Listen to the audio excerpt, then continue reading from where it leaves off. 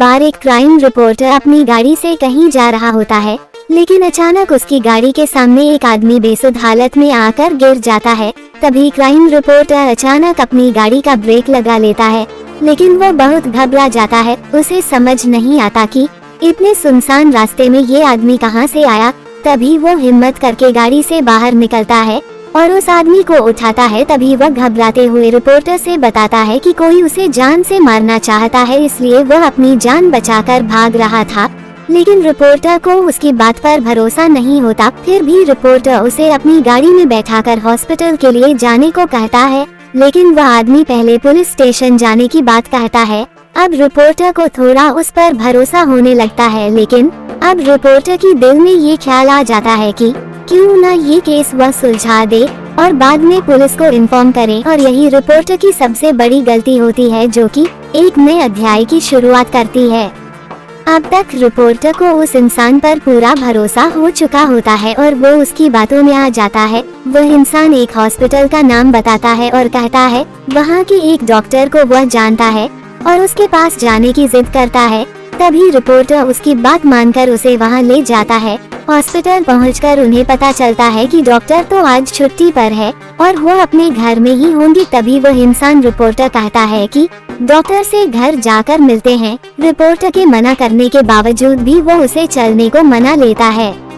तभी दोनों डॉक्टर के घर के लिए निकल पड़ते हैं और जैसे ही घर पहुंचते हैं तो ये डॉक्टर रिपोर्टर की पहचान का होता है। ये दोनों एक दूसरे को देख कर के मुस्कुराते हैं, लेकिन साथ आए हुए इंसान की आंखें लाल हो जाती है। उसके अंदर अजीब सा गुस्सा दिखाई देता है। डॉक्टर रिपोर्टर को घर के अंदर बुलाते हैं। डॉक्टर घर में अकेले ही होते हैं और इतनी रात को अचानक इनके आने से डॉक्टर को कुछ अजीब लगता है।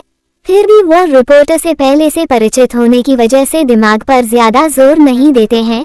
तभी रिपोर्टर डॉक्टर को सारी घटना बताते हैं, लेकिन डॉक्टर को फिर भी यह बात समझ नहीं आती कि यह आदमी उन्हें कैसे जानता है जो रिपोर्टर के साथ आया है।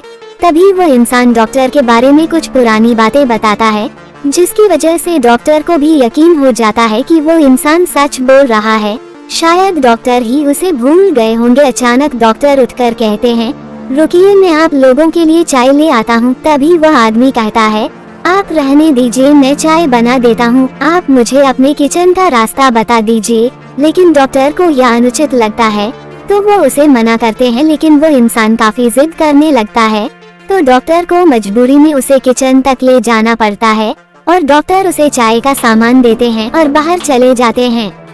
तभी वह आदमी गैस का रेगुलेटर ऑन करके किचन की सारी खिड़कियां बंद कर देता है और थोड़ी देर बाद डॉक्टर को आवाज देता है कि आपका लाइटर नहीं चल रहा। डॉक्टर जैसे ही किचन में आते हैं तो उन्हें गैस की बदबू आती है, लेकिन वह सामान्य बात समझकर उस इंसान से लाइटर लेते हैं और जैसे ही वह लाइटर जलाते हैं वह आदमी बाहर भाग जाता है और अचानक गैस की आग डॉक्टर को चपेट में ले लेती है। अचानक हुई ऐसी घटना से रिपोर्टर को कुछ समझ नहीं आता और वह रिपोर्टर उस आदमी के साथ घर के बाहर भागता है।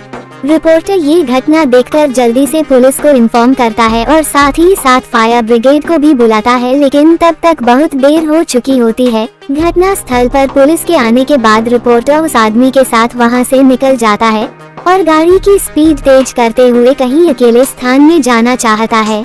दरअसल ये सब देख करके उसका दिमाग घूम चुका था। उसे कुछ समझ नहीं आ रहा था कि यह सब क्या चल रहा है। तभी अचानक बगल में बैठा हुआ आदमी उसकी गाड़ी का स्टीयरिंग व्हील घुमा देता है और गाड़ी रोड के किनारे एक खाई में चली जाती है। गाड़ी का इतना जबरदस्त एक्सीडेंट होने के बाद दोनों की हालत बहुत बुरी हो जाती है। दोनों खून से लथपथ दिखाई देते हैं। रिपोर्टर मूर्छित अवस्था में होकर उस इंसान से पूछता है, तुमने ऐसा क्यों किया? तभी वो इंसान जोर जोर से हंसने लगता है और रिपोर्टर से कहता है, मेरा सोनू सो गया। रिपोर्टर ये सुनकर चकित रह जाता है, क्योंकि इस नाम से तो उसे उसकी प्रेमिका बुलाती थी, जो कुछ सालों पहले गुजर चुकी थी, जिसकी वजह ये रिपोर्टर ही था जिसने उसे अपने प्यार के जाल में फंसाकर उसे गर्भवती कर दिया था।